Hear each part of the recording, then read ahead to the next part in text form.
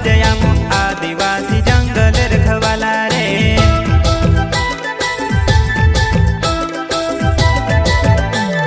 चल जंगल जमीन काजे पूजे रे आदिवासी दुनिया ने रखवाला रे। बाप देव खतरी काज पूजे रे आदिवासी सबसे निराला रे।